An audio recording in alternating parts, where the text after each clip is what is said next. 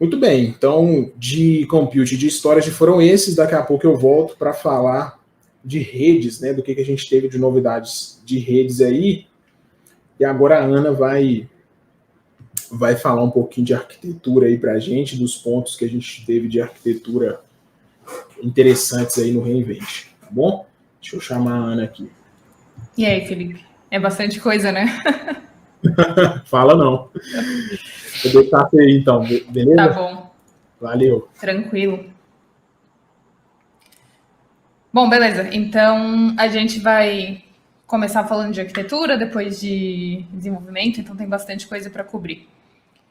Eu imagino que muitos de vocês já devam conhecer o AWS Well Architected Framework, que foi lançado em 2015, e ele vem nos ajudando a desenvolver arquiteturas melhores na nuvem desde o lançamento. Então, ele consiste em vários princípios de design, perguntas e boas práticas em diferentes pilares. Então, são esses pilares que vocês estão vendo aí. Excelência operacional, segurança, confiabilidade, eficiência de performance e otimização de custos. E agora, no Reinvent de 2021, foi anunciado o mais novo pilar de sustentabilidade. Então, a ideia é que ele nos ajude a avaliar o design, a arquitetura e a implementação das nossas aplicações na nuvem, para melhorar a eficiência delas, a fim de reduzir o consumo de energia que é necessário para executar elas também. Isso é algo bem legal que o Vini está estudando agora também, então quem sabe no futuro vocês vão poder ver mais sobre esse assunto aí do nosso time. Então, a ideia é que agora, além da gente criar aplicações que sejam seguras, confiáveis, escaláveis, performáticas, a gente também cria aplicações que sejam mais eficientes e amigáveis para o planeta. Esse novo pilar de sustentabilidade tem um wallpaper publicado já, que também vocês conseguem acessar lá para ver as melhores práticas e os princípios de design envolvidos nele. E quanto às lentes customizadas, elas foram adicionadas ao Well Architected Tool, que é uma ferramenta que ajuda a gente a revisar as cargas de trabalho que estão rodando na AWS em relação aos pilares do Well Architected Framework. Então, agora com as lentes customizadas, vocês podem trazer as próprias perguntas e pilares e melhores práticas de vocês e analisar elas na ferramenta do Well Architected junto com os pilares padrão do Well Architected Framework.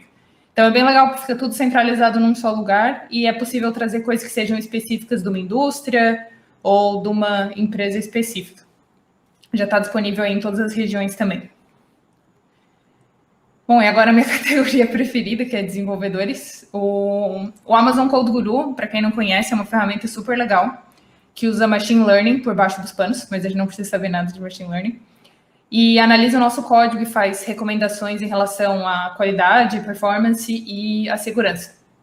Então, ele também ajuda... Ele é separado no Code Guru Reviewer e no Code Guru... agora me falhou. Code Guru Reviewer e o outro que faz a análise da performance da nossa aplicação e nos ajuda a identificar as linhas de código mais caras. Então, é bem legal também para quem está querendo otimizar custos. Ele tem suporte tanto a repositórios Python quanto Java. E algo que eu acho muito legal é que ele não só aponta os problemas, como as possíveis soluções. E agora no Reinvent foi anunciado o Secrets Detector para o Code Guru Reviewer e o outro é o Code Guru Profiler. E o Secrets Detector do Code Guru Reviewer nos ajuda a identificar...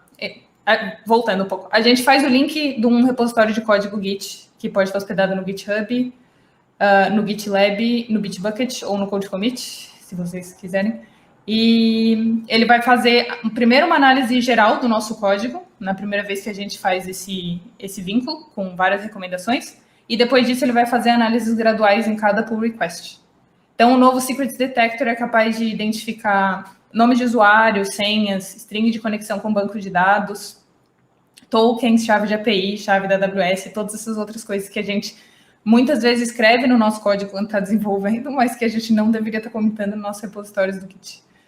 Então, ele vai nos alertar, né, para que a gente possa fazer o possível para revogar esses acessos, essas informações que foram comprometidas, principalmente estão num repositório público. E ele nos dá a opção diretamente nele de usar o AWS Secrets Manager para armazenar essas informações de forma segura. Então, no Secrets Manager, a gente consegue guardar esses segredos e ele nos dá um snippet de código para como fazer a recuperação deles em tempo de execução e não deixar isso hard-coded no código. Partindo para o Amplify, para quem não conhece ainda também, o Amplify é um conjunto de ferramentas e serviços que tem o objetivo de acelerar o desenvolvimento de aplicações na AWS. Então, ele nos ajuda a focar diretamente nas funcionalidades que a gente está querendo implementar e abstrai um pouco quais serviços da AWS estão por trás. É bem legal, ele tem uma linha de comando, então eu coloco Amplify, Add, Storage, e daí eu posso colocar um storage com S3 ou um banco de dados. Então, tem várias coisas assim e a gente não precisa ficar lidando diretamente com os serviços que estão por trás. O anúncio que rolou agora no reInvent de 2021 foi o do Amplify Studio. Então, com ele é possível importar os componentes de interface do usuário diretamente do Figma, que é uma das ferramentas de prototipação mais usadas aí por designers.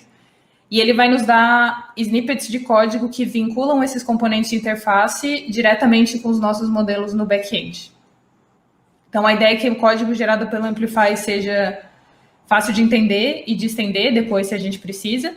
E ele faz integração diretamente com o CLI. Então, fica fácil de alternar entre o nosso código e o editor visual do Amplify Studio. Ele já está disponível aí em preview também, para quem quiser dar uma olhada. E o CDK, imagino que a maioria das pessoas já devam conhecer. Ele é um framework open source para a gente definir infraestrutura como código usando as nossas linguagens de programação preferidas. Então, ele tem suporte para Python, Java, TypeScript, .NET e Go. Se não me engano, são essas. A ideia agora com o CDK, com a segunda versão do CDK, é consolidar todas as libraries de construct em um único pacote. Então, na V1, a gente precisava importar pacotes diferentes para os diferentes serviços da AWS que a gente precisasse usar. E agora está tudo em um pacote só, facilitando bastante o desenvolvimento, a atualização, né, dessas libraries que precisam ser importadas.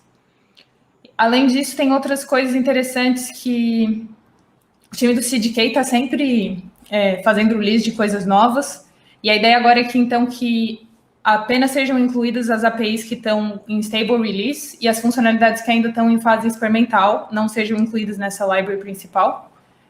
E também foi adicionado um watch mode, que permite ciclos de desenvolvimento mais rápido. Então, quando a única coisa que mudar for o código de uma função Lambda, ou uma task DCS, ou as máquinas de estados do Step Function, o CLI do CDK vai pular o passo de deploy da stack do CloudFormation e vai fazer a atualização do código diretamente nesses recursos aí na AWS.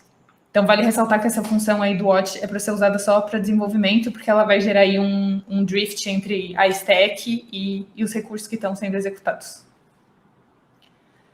Falando ainda de CDK, a gente teve o lançamento do Construct Hub, que é um lugar, uma plataforma para procurar e compartilhar bibliotecas do CDK com a comunidade em geral. Então, os constructs são as pecinhas de Lego, são os blocos de construção do CDK, e eles representam diferentes componentes das nossas arquiteturas na nuvem. Mas eles também, o CDK já vem com vários constructs, mas a gente também pode criar os nossos constructs e personalizar constructs para atender os nossos casos de uso específicos.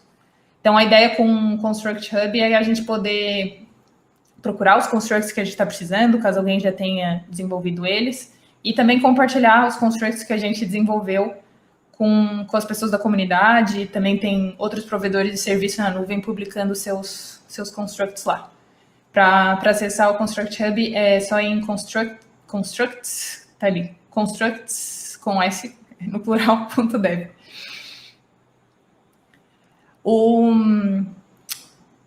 A Amazon CloudWatch também teve 2 lançamentos interessantes aí no reInvent. Um deles foi o Real User Monitoring, para a gente poder fazer o monitoramento dos nossos usuários, nas nossas aplicações. Então, fazer a coleta de métricas nas nossas aplicações web para entender melhor a experiência do usuário e identificar ali possíveis pontos de melhora, lugares onde estão ocorrendo erros. Então, ele nos dá visibilidade no tempo de carregamento das páginas, erros de JavaScript ou HTTP que estejam acontecendo no lado do usuário, informações sobre o browser, dispositivo e localização geográfica dos usuários. Ele já está disponível em 10 regiões da AWS, e para começar a usar, a gente só precisa registrar a nossa aplicação no serviço e importar um pedaço de código JavaScript nas páginas da nossa aplicação. O outro lançamento do CloudWatch foi o Evidently, que nos ajuda tanto com o lançamento quanto com a validação de novas funcionalidades através do uso de feature flags ou testes AB. Então, as feature flags são muito legais porque elas nos permitem esconder uma funcionalidade nova atrás de condicionais. Então, a gente pode fazer o deploy da nossa aplicação, que já tem o código das funcionalidades novas, mas elas estão escondidas ali atrás de um if, por exemplo. Então, daí, em tempo de execução, a nossa aplicação vai consultar a API do CloudWatch e vai ver se aquela funcionalidade já deve ser disponibilizada para os nossos usuários e, se sim, para qual percentual de usuários. Então, isso nos permite fazer o lançamento gradual das funcionalidades e desacoplar essa introdução de novas features, lançamento de novas features, com o deploy do nosso código. Então, se alguma coisa der ruim na hora de lançar aquela feature nova também, a gente consegue desabilitar ela através do CloudWatch, sem precisar fazer o rollback da aplicação, que é sempre bom também. E de testes AB, a ideia é fazer experimentos na nossa aplicação e analisar o impacto deles, se foi positivo, se foi negativo, se não foi relevante. Então, isso é algo que a gente usa bastante na Amazon, por exemplo, na Amazon.com. Então, a gente tem, estou dando um exemplo, a gente tem um botão de compra, por exemplo, podemos testar uma mudança de cor ou uma variação no tamanho dele e rodar isso por um tempo com diferentes grupos de usuários e ver se teve um impacto positivo, aumentou o número de vendas, ou um impacto negativo, piorou, se aumentou a latência da aplicação, qualquer coisa assim. E daí, com esses dados, definir se é uma mudança que a gente quer introduzir ou não também. O Microservice Extractor para o .NET é uma ferramenta que nos ajuda a refatorar aplicações .NET monolíticas em microserviços. Então, ele vai analisar o código e as métricas de runtime da nossa aplicação e vai criar uma representação visual dela e das dependências dessa aplicação também. A ideia é que essa visão geral da aplicação nos ajude na refatoração e na separação do nosso monolito em diferentes serviços e que depois disso eles possam ser desenvolvidos, buildados, operados, deployados por diferentes times, aí, agilizando o nosso ciclo de desenvolvimento e releases. Bom, os SDKs da AWS, eles nos fornecem APIs para os diferentes serviços, nas nossas linguagens preferidas também. Então, a gente tem SDKs para várias linguagens que vocês estão vendo aí, nessa parte em branco, são os que a gente já tinha. Então, tem para Go, para Java, para Python, .NET. E no reInvent foram anunciados 3 novos SDKs, que estão em Developer Preview, para Swift, Kotlin e Rust. Então, se vocês quiserem acessar lá o código-fonte deles e dar uma olhada como é que isso anda, está no GitHub do AWS Labs. Os 3 estão disponíveis lá já.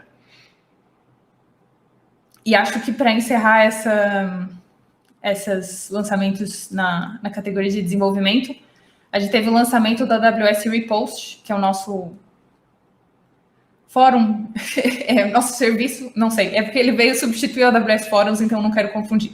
É o nosso serviço de perguntas e respostas, tipo um Stack Overflow.